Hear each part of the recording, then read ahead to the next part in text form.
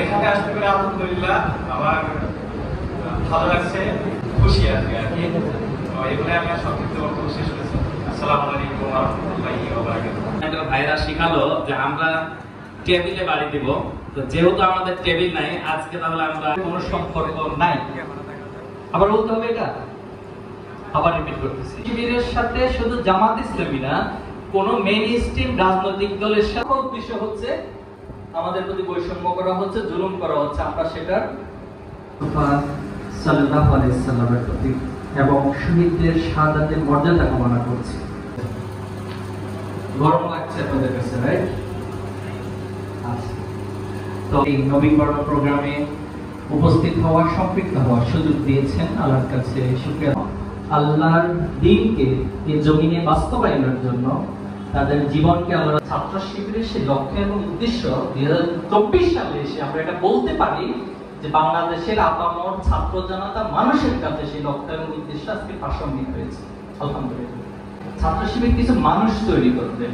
সমাজ আপনা আপনি ন্যাচারাল কোনো ওয়েতে পরিবর্তন হয় না, এখানে আদর্শের চর্চা করতে হয়, এখানে মানুষের চিন্তা চেতনার পরিবর্তন করতে হয়। সে মানুষগুলো যখন সমাজ পরিচালনার দায়িত্বপ্রাপ্ত হবে তখনই শুধুমাত্র সমাজকে পরিবর্তন করা সম্ভব হয়। ছাত্র শিবিরের উদ্দেশ্য কি? ছাত্র শিবির প্রতিষ্ঠিত হয়েছে আল্লাহর জমিনে সকল প্রকার জুলুম, আল্লাহ হাদিসের আলোকে ভ্রাতৃত্ব, ন্যায় সোজের উপর একটি সমাজকে প্রতিষ্ঠা করা। কি ছিল? আমরা বৈষম্যের শিকার হচ্ছি, আমরা জুলুমের শিকার হচ্ছি।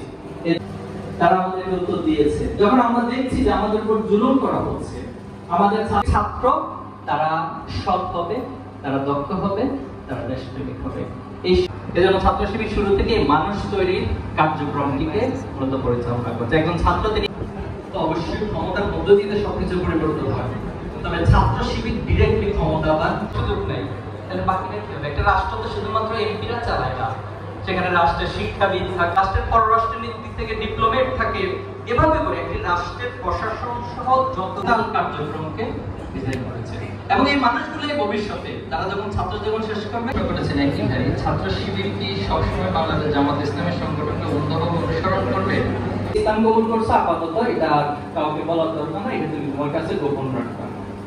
তাহলে আলামিন বলেছেন ওনার 23 বছরের কাজের মধ্যে 3 বছরে কেটেছে টোটালি ওদেরকে কথা বলতে দেওয়া হয়। আজকের এই প্রোগ্রাম 5 আগস্টের আগে চিন্তা করা যেত?